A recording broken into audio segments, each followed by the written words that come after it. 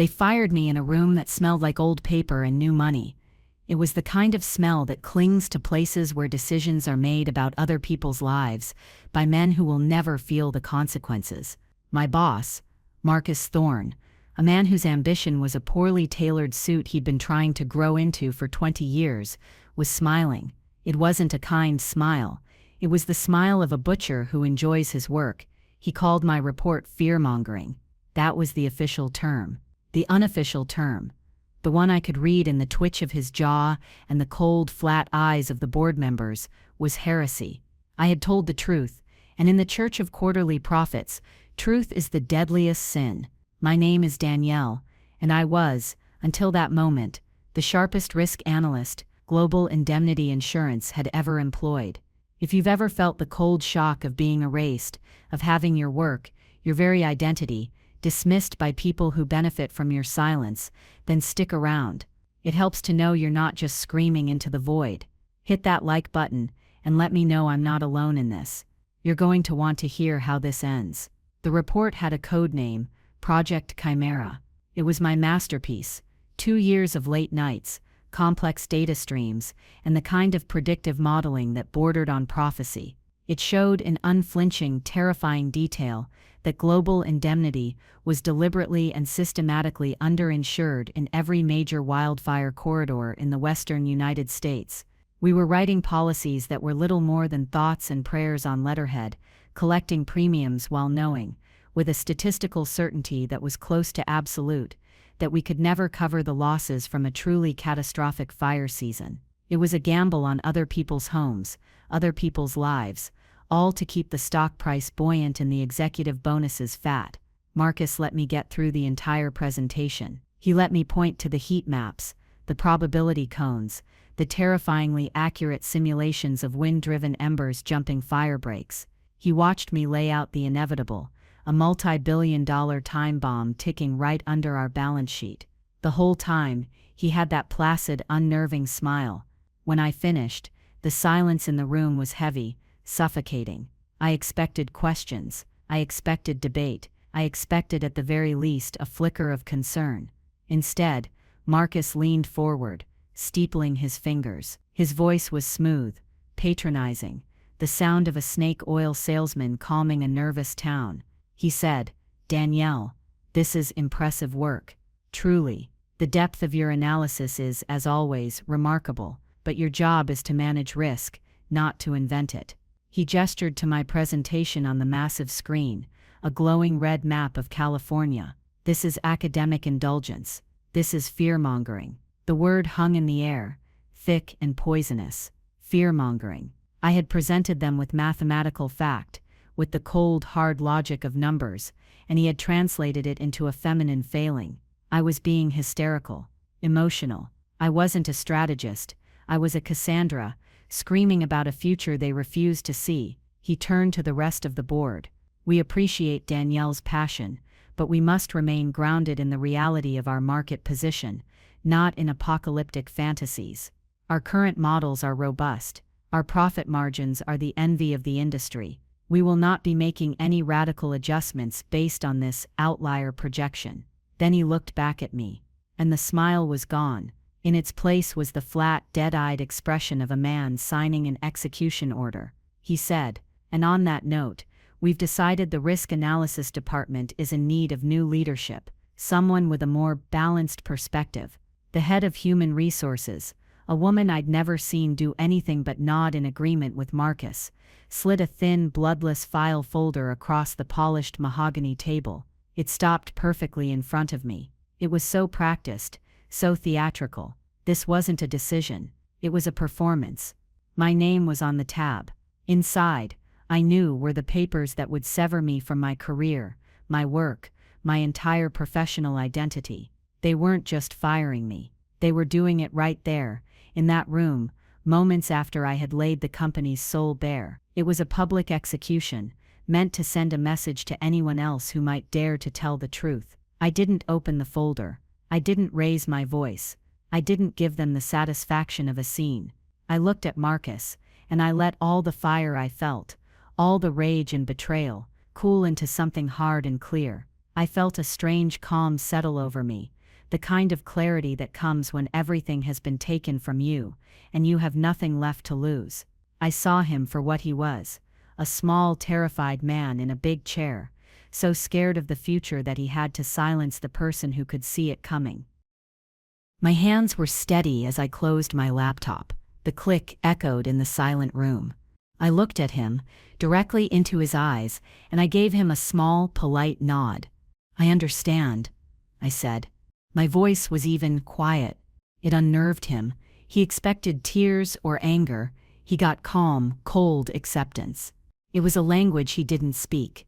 A junior security guard, a kid barely out of his teens with fear in his own eyes, was waiting for me outside the boardroom. He was to escort me to my desk. He couldn't meet my gaze. The walk through the open-plan office was the longest walk of my life. Heads popped up over monitors, then quickly ducked back down. The whispers followed me like a cloud of insects. I could feel their pity and their fear. They knew. Everyone knew what this was. At my desk, the guard stood awkwardly while I put a few personal items into a small cardboard box. A photo of my late father, a worn copy of a book on chaos theory, a little metal puzzle I fiddled with when I was working through a complex problem. I didn't take the award plaques. I didn't take the corporate swag.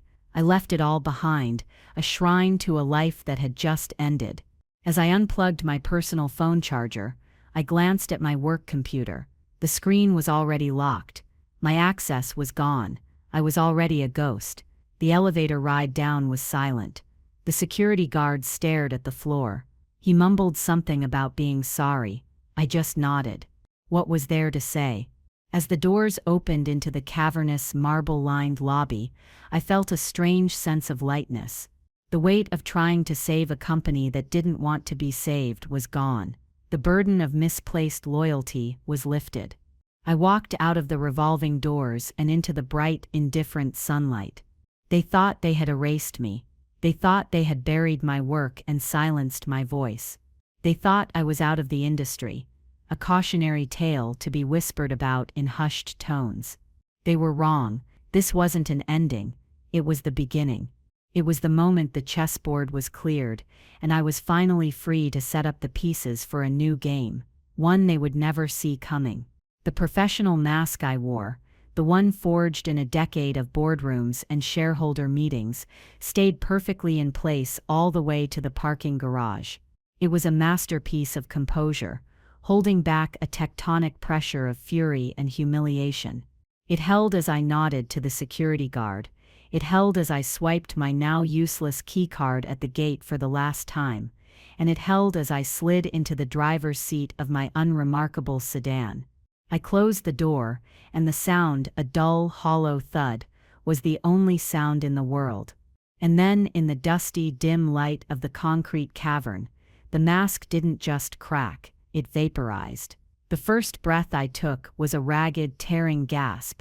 It felt like my lungs were lined with broken glass. I gripped the steering wheel, my knuckles turning white, the cheap plastic groaning under the pressure. The silence of the car was suddenly deafening, a vacuum where the sounds of my life, the hum of the servers, the click of my keyboard, the endless conference calls used to be. It was all gone. And in that void, the rage came. It wasn't a hot, screaming rage. It was a cold, silent, deep ocean pressure that threatened to implode me. They had called me a fear-monger. Marcus, with his smug, empty face and his $10,000 suit. He'd taken my life's work, the elegant, beautiful mathematics of risk, and painted it as a form of hysteria. He'd turned my competence into a character flaw in front of men who wouldn't know a standard deviation if it bit them on the ankle. I rested my forehead against the steering wheel. The horn let out a pathetic, muffled bleat. I didn't cry. Crying felt too soft, too weak for what I was feeling. This was an agony of a different sort. It was the pain of a master builder watching vandals tear down her cathedral, brick by brick, and call it progress. My mind started to flash back, unbidden, a highlight reel of my own foolishness. I saw myself 10 years earlier, in my first interview with the company's founder, old Mr. Abernathy. He was a relic from a different era, a man with ink-stained fingers and a genuine belief in the social contract of insurance. He'd leaned across his vast oak desk, his eyes twinkling, and said, "Danielle, we're not in the business of selling policies. We're in the business of selling peace of mind. Our job is to be there on the worst day of someone's life. Remember that. The numbers are just the tools we use to keep that promise." I had believed him. I had bought into the mission, the noble purpose. For years, I had held that principle like a compass, guiding every model I built, every risk I assessed. I was proud of my work because it was designed to protect people, to keep that promise Abernathy had spoken of. Then came Marcus. He arrived 5 years ago, after Abernathy's retirement, brought in from some soulless investment bank to modernize the company. Modernize was a code word. It meant strip mine. It meant prioritizing shareholder value above all else, even if it meant hollowing out the very core of the company's integrity. The culture shifted slowly at first. Then all at once, the language changed. We no longer had clients. We had revenue streams. We didn't manage claims. We mitigated loss events. The promise Abernathy had built the company on was replaced by a single brutal commandment: "Thou shalt not miss the quarterly earnings projection." I saw myself in meeting after meeting, a lone voice of caution. I remembered the first time I warned about the increasing wildfire risk in the Sierra foothills. It was a minor report, a ripple in the data that only I seemed to notice. Marcus had patted me on the shoulder in front of everyone and said, "Great analytical horsepower, Danielle. A little academic, but I like the intellectual rigor." Then he'd ignored the report completely. A year later, a small cluster of fires wiped out a subdivision we insured. The losses were manageable, but they were a warning shot. I brought it up again. Marcus, ever the spin doctor, framed the event as a success. Our claims department responded with record efficiency. He'd crowed in a company-wide email. He didn't mention that if he'd listened to me, there would have been fewer claims to process in the first place. And then there was Leo. My mind drifted to him, and a different kind of ache settled in my chest. Leo Martinez. A kid, really. He joined my team 3 years ago, fresh out of a master's program in data science, with a brain like a diamond and a heart full of unjaded optimism. He was a prodigy. He saw the patterns in the data, not as numbers, but as a kind of music. We bonded instantly over our shared love for the purity of the work. I saw us in my office, late at night, the city lights twinkling outside the window.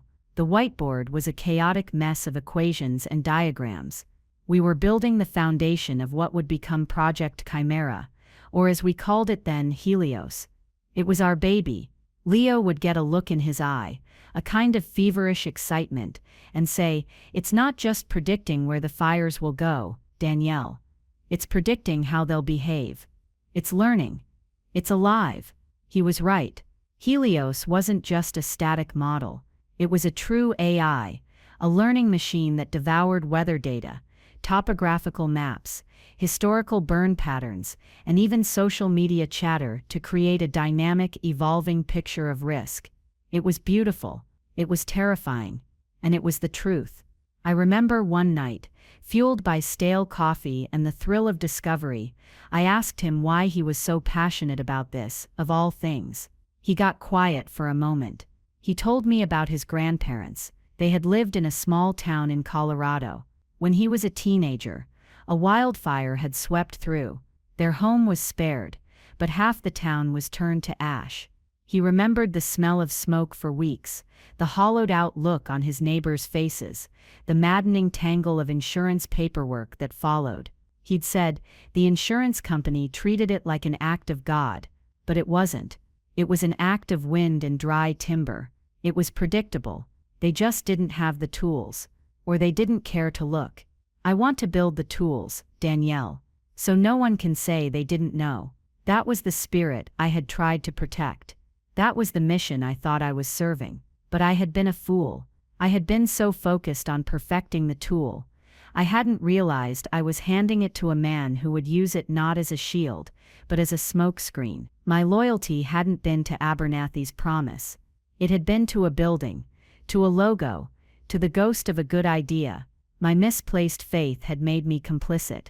I'd stayed too long, thinking I could fix the rot from the inside. But you can't fix a foundation that is deliberately built on sand. The self-recrimination was a bitter pill. I had been weak. I had tolerated Marcus's condescension, his casual theft of my team's ideas, his relentless erosion of our purpose, all because I believed my work was too important to abandon. The ultimate irony was that the work itself had gotten me thrown out. My personal phone, a sleek, anonymous black rectangle, vibrated in my purse. I ignored it. It was probably my mother, or my sister, worried because I wasn't answering my work phone. I couldn't talk to them. Not yet. I couldn't bear their sympathy. Sympathy felt like an acknowledgement of defeat. And then a different sound. A low buzz from the glove compartment. I frowned. My train of thought broken. I popped it open. Tucked away behind the car's manual, and a bundle of old napkins was a cheap, prepaid burner phone, a relic of a paranoid phase I'd gone through a few years back, when a data breach had spooked me. I only kept it charged for absolute emergencies. I had given the number to exactly one person. My fingers trembled slightly as I picked it up.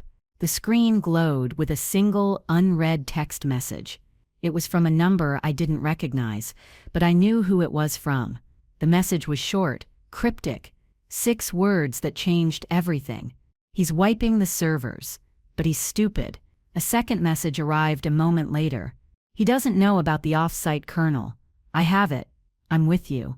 Leo, it was like a defibrillator jolt to my soul. The cold, crushing pressure in my chest was suddenly replaced by a surge of white-hot adrenaline. He's wiping the servers. Marcus was trying to bury Helios, to erase any trace of Project Chimera, any evidence that I had ever warned them. He was destroying company property, destroying data, to cover his own colossal incompetence. It was an act of pure, arrogant vandalism, but he's stupid, and that was the key. Marcus was a politician, not a technician. He saw the model as a PowerPoint presentation, a series of files on a server. He didn't understand what he was dealing with. He didn't understand that Helios wasn't just data. It was a living thing. He doesn't know about the off-site kernel. The kernel, it was Leo's term for the core learning algorithm, the very heart of the AI. Months ago, as we were finalizing the model, Leo had grown paranoid about a server crash.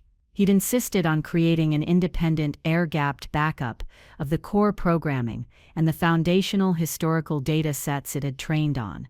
It was a condensed, seed-like version of the whole system, stored on a single, heavily encrypted drive. It was a breach of protocol, a firing offense for both of us. At the time, I'd argued against it. Now, it was our arc. I stared at the glowing screen, the words burning into my retinas. I have it. I'm with you. In that moment, the despair in my gut didn't just recede. It transmuted. It cooled, hardened, and sharpened itself into a weapon.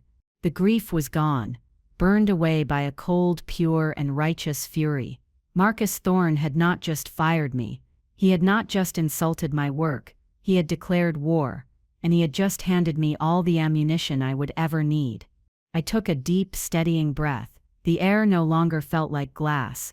It felt like oxygen. I started the car.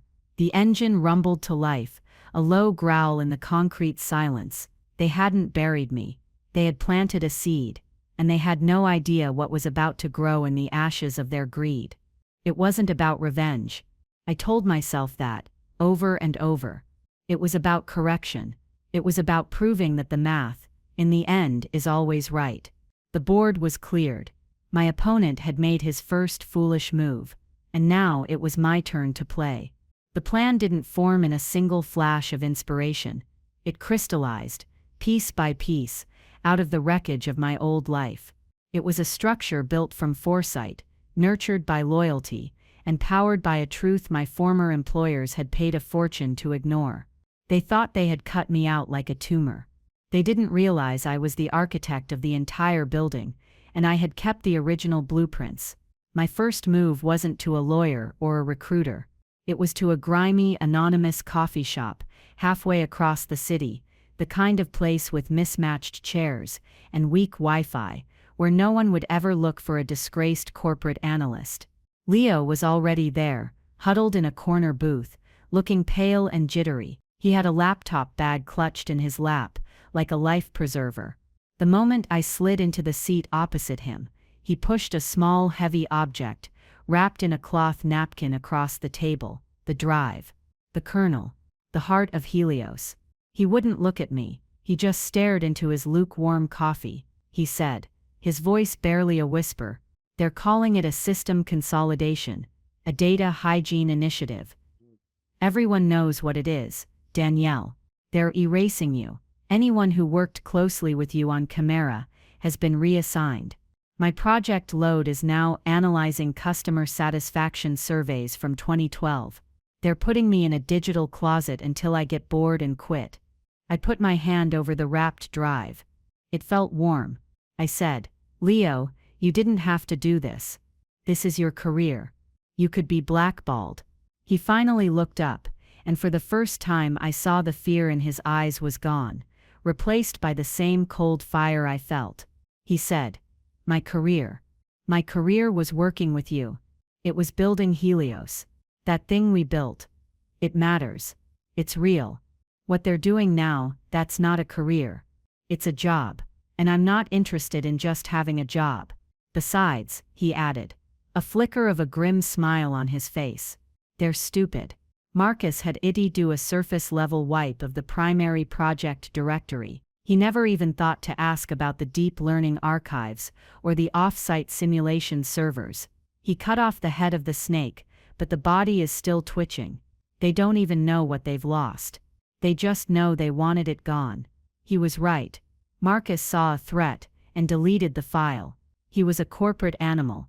He didn't understand that you can't delete an idea. But my foresight had gone further than even Leo knew. I leaned forward. I said, "Leo, what we built for global indemnity, that wasn't Helios. Not the real one." He looked confused. "What are you talking about?" "We spent 2 years on it," I explained. "The version of the model running on their servers, the one they were now so clumsily trying to erase, was what I called Helios 1.0. It was powerful. Yes, it was the model that had produced the terrifying predictions in Project Chimera, but it was intentionally limited. It was a static, caged version of the real thing. Its learning parameters were capped. Its ability to self-correct, based on new real-time data, was throttled. It was a brilliant tool, but it was just a tool. The real Helios, Helios 2.0, lived on a private, encrypted server network I had built myself, hosted in 3 different countries. It was a project I had worked on in my own time, on my own equipment. It was a true dynamic AI. It wasn't just a predictive model. It was a cognitive engine. It was fed by the same data as the corporate version. But it was unshackled. It was learning, evolving, getting smarter with every passing second. It was the masterpiece. And it was mine. I told him about the Shell LLC I'd formed 18 months ago, a blandly named entity called Kestrel Data Solutions. Every core algorithm, every piece of proprietary code that made Helios 2.0 unique, was patented and registered under that LLC. I had used a high-priced intellectual property lawyer who specialized in working with developers who wanted to protect their personal projects from their corporate day jobs. It was a common practice in Silicon Valley. In the sleepy, archaic world of insurance, it was unheard of. It was my parachute. I'd started building it the day Marcus Thorne took over and changed the company's mission statement from "Our Promise" to "Shareholder Primacy." Leo just stared at me, his mouth slightly agape. "You built a kill switch." I shook my head. "Not a kill switch. A lifeboat. I always knew a day might come when I needed to leave. I just never thought they would be the ones to push me overboard." He started to laugh, a quiet, incredulous sound. My God, Danielle. You've been playing chess while they were all playing checkers. The next piece of the plan was in my wallet. A business card, slightly worn at the edges. The logo was for a company called Aegis Assurance. The name on the card was Eleanor Vance, CEO.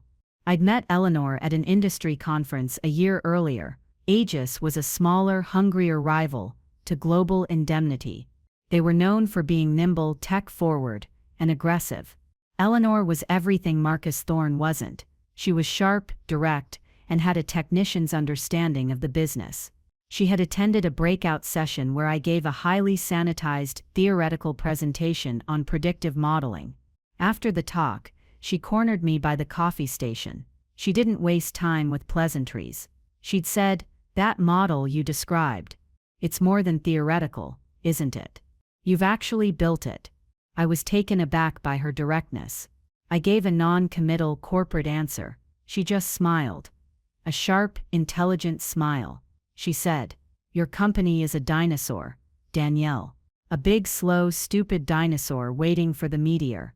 They have you, a genuine visionary, and I bet they have you writing reports they don't have the courage to read. They don't deserve your brain. When you finally get tired of trying to teach a fossil how to dance, you call me." She'd handed me her card. At the time, I was flattered but still stubbornly loyal. I'd filed the card away, a curiosity. Now it was a lifeline. That afternoon, I made the call. Her assistant put me through immediately. Eleanor's voice was crisp, with no hint of surprise. "Vance," I said. "Eleanor. It's Danielle Hayes. I don't know if you remember me." There was a dry chuckle on the other end of the line. "Of course, I remember you, Danielle.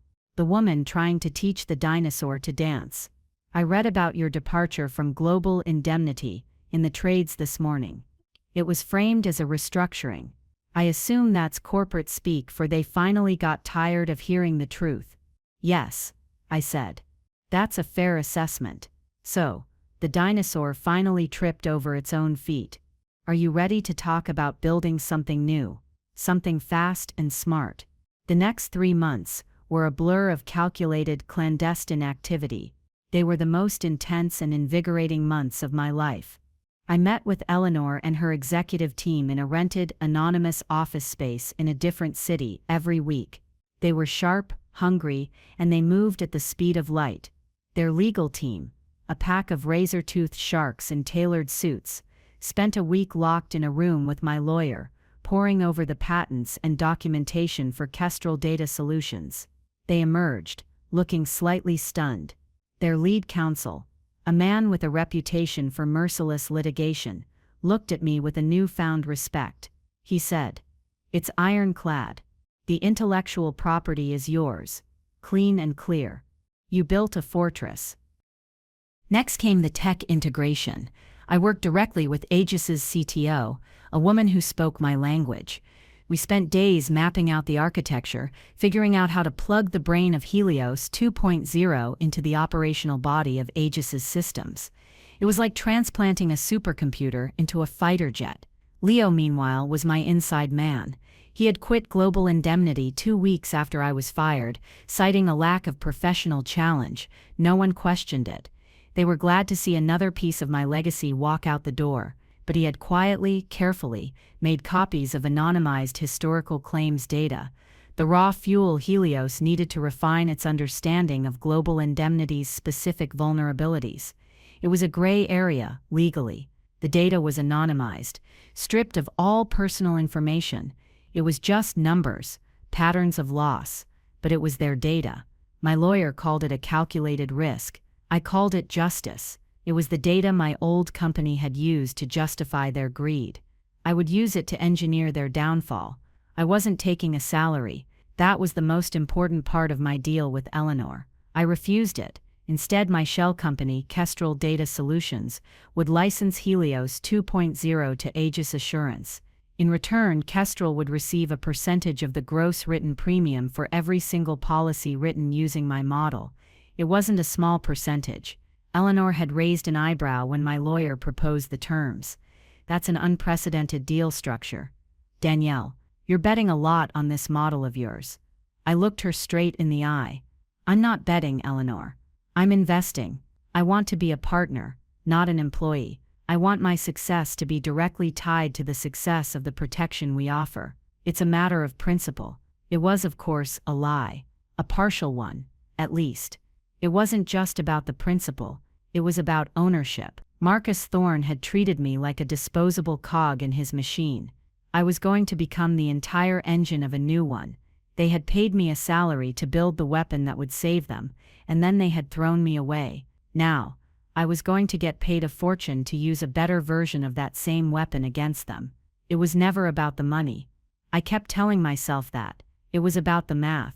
It was about proving that my work was valuable. The fact that the proof would come in the form of a wire transfer for millions of dollars into my LLC's bank account was just a happy coincidence. As spring turned to early summer, the pieces were all in place. The model was integrated. The legal framework was a fortress. The marketing team at Aegis, armed with the terrifyingly specific output from Helios, was crafting a campaign of surgical precision. We weren't just building a new insurance product. We were building an ark, and we could hear the first distant rumbles of the rain, carried on the hot, dry winds blowing in from the east. The fire season was coming. The first shot was fired, not with a bullet, but with a banner ad. It was late May, the time of year when Southern California holds its breath, waiting for the first Santa Ana winds to rattle the palm trees. The air gets dry, electric. The sky takes on a hazy yellow tint. It's the smell of ozone, the smell of inevitability, and into that tense, waiting silence, Aegis Assurance launched its campaign. It was a masterpiece of psychological warfare, designed by me and executed by Eleanor's marketing ninjas. The new product was called Aegis Haven. The tagline was simple, direct, and terrifying. Is your coverage an anchor or a life raft? The ads didn't blanket the airwaves. That was too crude. Too expensive. They were digital scalpels. Using the hyper-local predictive power of Helios, we targeted homeowners in the specific high-risk zip codes that I knew. With absolute certainty, Global Indemnity had left exposed. People living in the canyons of Malibu, the forested hills of Sonoma, the sprawling suburbs that pressed up against the chaparral. They started seeing our ads on their social media feeds, on their local news websites, in their email inboxes. The ads were chillingly specific. They didn't just talk about wildfire risk. They showed satellite maps of their own neighborhoods, with a glowing, pulsing red overlay, generated by Helios, indicating the most likely paths of a wind-driven fire. They showed simulations of embers, like swarms of angry insects, flying over freeways and rivers, the very fire breaks their current policies relied on. The copy was devastatingly simple. Your policy may not cover embercast ignition. Does it account for a 70 MP wind event? Global Indemnity is a fine company, but were they using 21st century data to protect your 21st century life? We never attacked them directly. We just planted the seed of doubt, the deadliest kind of doubt, the kind that feels like common sense. My burner phone buzzed with updates from Leo. He was now working with me at Aegis, leading the data integration team, but he still had friends inside the walls of Global Indemnity. He was my intelligence network. His first text was just a single word: contact. The next day, a flurry of messages. Panic, low level but spreading. The call center is getting lit up. People are asking questions about specific policy exclusions, things they've never asked about before. They're quoting our ads.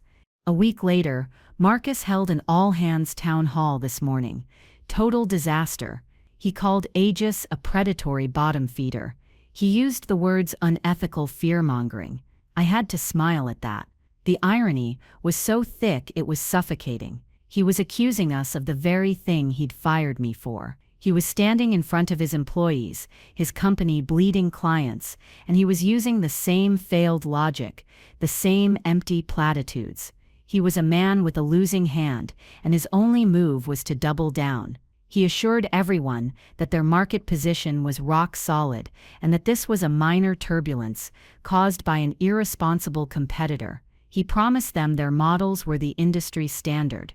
He was lying, and everyone in that room who had ever worked with me knew he was lying. The silent takeover was underway. It wasn't a hostile bid or a corporate raid. It was quieter, more insidious. It was an erosion of trust. We weren't stealing their clients. We were offering them sanctuary, and they were running to it. The renewal rates for global indemnity policies in our target zones fell off a cliff. New business dried up. We weren't just taking their market share, we were taking their future. We were poisoning the well. The final, public blow came in the form of an article. A well-respected financial journal, the kind that every CEO in the industry reads over their morning coffee, published a feature piece. The headline was, "The Aegis Revolution: How Hyper-Accurate Risk Modeling is Reshaping the Insurance Landscape." The article was a glowing profile of Aegis Assurance, painting them as a nimble, tech-savvy David to global indemnity's lumbering Goliath. It talked about their new Aegis Haven product in reverent tones. It detailed, without getting into proprietary specifics, the power of their new predictive engine. The journalist wrote, "Sources say the model is the brainchild of a recently acquired A-list risk analyst, a veritable legend in the field, who recently parted ways with a major competitor. Aegis is cagey about the identity of their new star player, but the results speak for themselves. They are not just predicting the future, they seem to be creating it. They didn't use my name, they didn't have to. Every single person in the industry, from the C-suite to the mailroom, knew exactly who the article was talking about. It was a ghostwriting of my own vindication." Leo sent me a picture of the article, a screenshot from his phone. His text below it read, "Checkmate," but it wasn't checkmate. Not yet. This was just the opening of the endgame. The true test was coming. The winds were picking up. The air was getting drier. The king on the other side of the board was trapped, but he didn't know it yet. He still thought he was in a castle. He didn't realize the walls were made of paper, and I was the one holding the match. The first fire of the season didn't have a dramatic name. It was called the Canyon Fires, a small brush fire that started from a downed power line in a remote hilly area north of the city. On a normal day, it would have been a minor event, contained within a few hours, but this was not a normal day. The Santa Ana winds were blowing, hot and fierce, gusting up to 60 miles per hour. I watched it from the war room at Aegis. That's what Eleanor had started calling it. It was a conference room dominated by a massive screen displaying the Helios 2.0 interface. It looked like something out of a spy movie. A satellite map of the region was overlaid with a shimmering, shifting kaleidoscope of data: wind speed, humidity, fuel density, and the bright, angry red of the fire's projected path. Helios had flagged this exact canyon as a critical ignition zone 3 weeks earlier. It had predicted, with 94% certainty, that a fire starting there under these specific wind conditions would not burn west toward the ocean, as historical models suggested. It would burn southeast, funneled by the unique topography of the canyons, jumping a 6-lane freeway and heading directly for the Oak Ridge Estates, a wealthy, sprawling subdivision. A subdivision insured almost exclusively by global indemnity. On the screen, a line of text blinked: Amber cast probability, 98%. Projected distance, 1.2 miles. Eleanor stood beside me, her arms crossed, watching the data stream in. She murmured, "It's going to jump the freeway." It wasn't a question, it was a statement of fact. "Yes," I said, my voice calm, my heart pounding a steady, heavy rhythm against my ribs. At approximately 3:15 p.m., the phones in the Aegis call center had started ringing an hour ago. They were our clients, homeowners in the next canyon over, the ones we had signed up with Aegis Haven policies. Our customer service reps were calmly walking them through their evacuation plans, confirming their temporary housing arrangements were in place, assuring them that their coverage was absolute. We were proactive. We were prepared. We were selling peace of mind, just like old Mr. Abernathy had always wanted to. Meanwhile, the clients of Global Indemnity were watching the news, a growing knot of dread in their stomachs. They were making frantic calls to agents who had no answers, trying to decipher the arcane language of policies that were designed to protect the company, not them. At 3:17 p.m., the news helicopters captured the moment. A swarm of glowing red embers, carried on the ferocious wind, sailed majestically over the concrete ribbon of the freeway. They descended like a fiery rain onto the dry, manicured lawns and wood-shake roofs of Oak Ridge. Within minutes, a dozen homes were burning. By nightfall, half the subdivision would be gone. The aftermath was a media firestorm. The news was filled with heartbreaking images of families standing in front of the smoking ruins of their homes. And then the second wave of the disaster hit, the insurance nightmare. Story after story emerged of Global Indemnity clients discovering their policies were riddled with loopholes. Their coverage was capped at a fraction of their home's value. They weren't covered for debris removal. Their policies had wind-driven fire exclusions they had never known existed. They had been sold a lie, and the proof was now a pile of ash. The client exodus from Global Indemnity turned from a steady stream into a biblical flood. It wasn't just in the fire zones anymore. It was everywhere. Trust in the company had evaporated overnight. Their stock price, which Marcus had so proudly protected, began to tumble. And then, my personal phone rang. It was an unknown number, but I knew who it was. I let it ring 4 times before answering. "Hello?" I said. My voice neutral. "Danielle." It was Marcus Thorne. His voice was a raw, ugly mix of desperation and fury. "What did you do?" "I'm not sure what you mean, Marcus," I said calmly, picturing him in his corner office, his carefully constructed world burning down around him. "Don't play dumb with me," he snarled. "This ambush. You stole our data. You stole our clients. This is corporate espionage. We will sue you into oblivion. You and that vulture Eleanor Vance." I let him rant. I let him exhaust his impotent rage. When he finally paused to take a breath, I spoke, my voice as cold and clear as ice water. "Marcus, any legal questions you have should be directed to Aegis Assurance's General Counsel. Their number is publicly available. As for your data, my models were built on my own time, with my own architecture. My intellectual property is legally fireproof. I suggest you have your own lawyers verify that before you make any more baseless accusations." There was a moment of stunned silence on the other end. He had expected me to be scared. He had no other tools but threats and bluster. He had run out of moves. Then his tone shifted. It was sudden and sickeningly predictable. The rage evaporated, replaced by a wheedling, pleading tone. The sound of a bully who has just realized he's cornered. "Danielle, listen, we can fix this. I was wrong. The board was wrong. We were under pressure, you understand. The shareholders. Look, what do you want? Your old job back? No. No, a promotion. Vice President of Global Risk. We'll create the title for you. Double your old salary. Triple it. Just help us. We need you to help us stop the bleeding." It was the most pathetic, desperate gambit I had ever heard. He was offering me a promotion at a company that was in a death spiral. He was offering me money to save him from a disaster that he himself had created, a disaster I had explicitly warned him about. He still didn't get it. He thought this was about a title, about a salary. He thought my loyalty, my principles, my very soul could be bought. I let the silence stretch, letting him hang in the abyss of his own making. I could hear his strained breathing on the other end of the line. Finally, I spoke, each word precise and sharp, a final closing door. The time for fixing things was in that boardroom.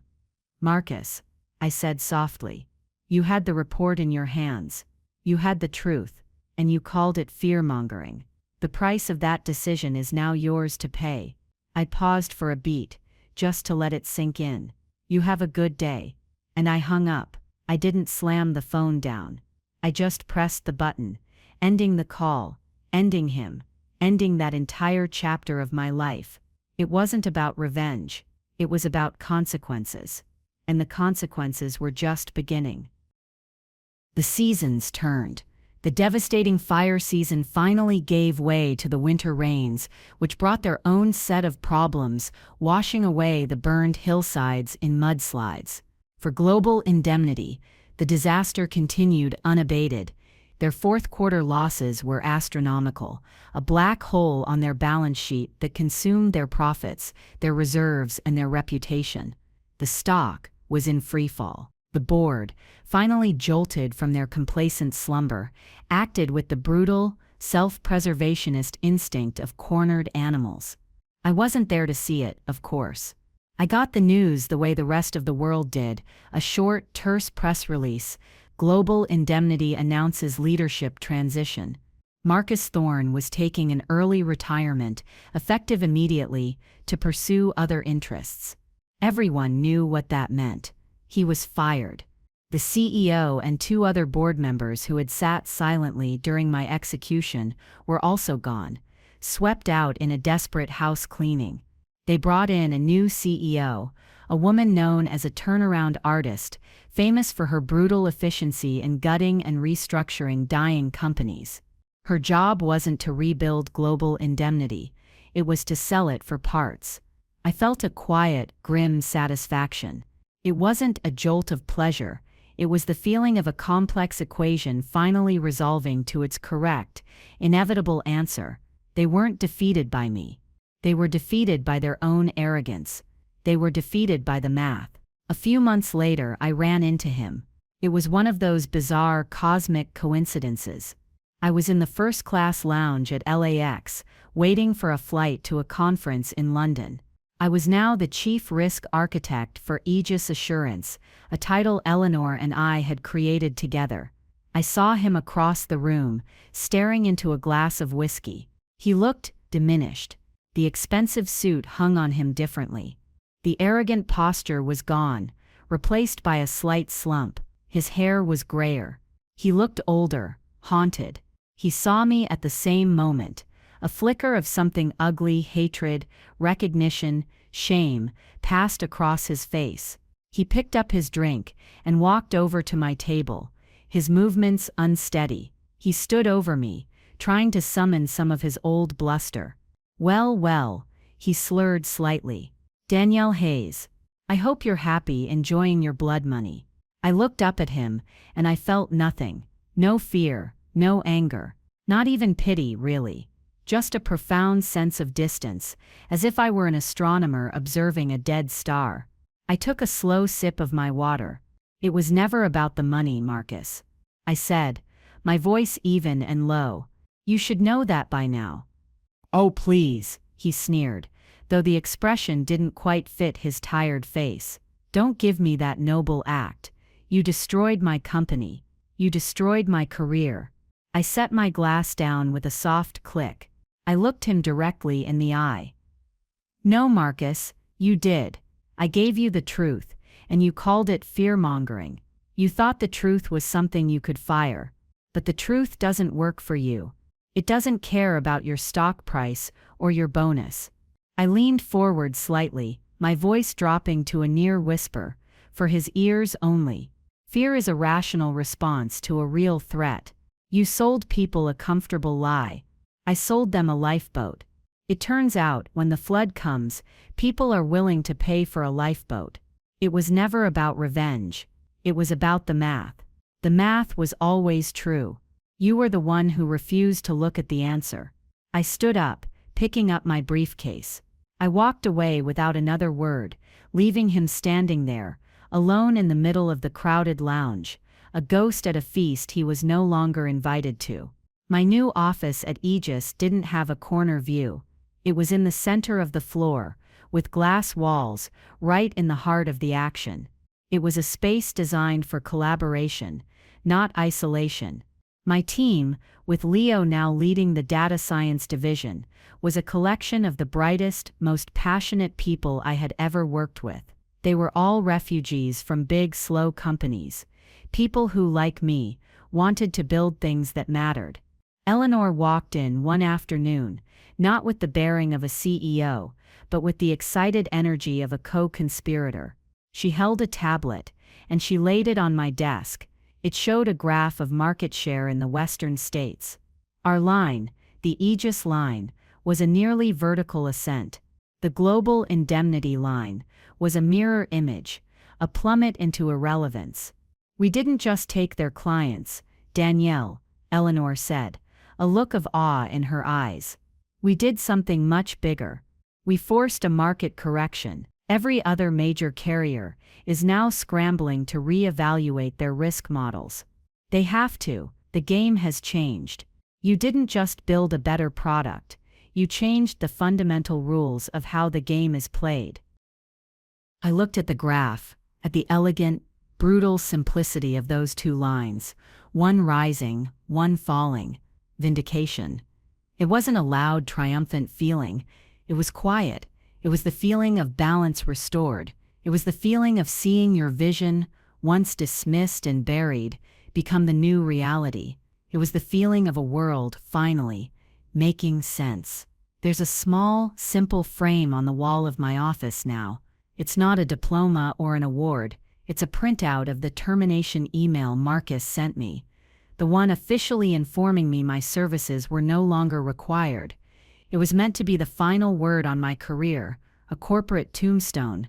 Right below it is a small brass plaque. It has my name and my new title, Danielle Hayes, Chief Risk Architect. It's not a trophy. It's a reminder that every ending is just a new beginning in disguise, and that sometimes the most powerful thing you can build is a future they told you was impossible. They will try to make you smaller. That's the one thing I want you to take away from my story. Whether it's in a boardroom, an office, or in your own life, there will always be people who benefit from you being smaller, quieter, less ambitious. They'll call your foresight anxiety. They'll call your strategy aggression. They'll call your truth fear-mongering. They will try to hand you their definition of your own value, and they will expect you to accept it, to be grateful for it. Do not accept it. Your worth is not determined in a meeting you weren't invited to. Your value is not something that can be erased by deleting a file or locking you out of a system. Your greatest strength is the very thing they are afraid of, your clarity, your competence, your refusal to look away from the truth. They thought I was out of the game, but I wasn't just in the game.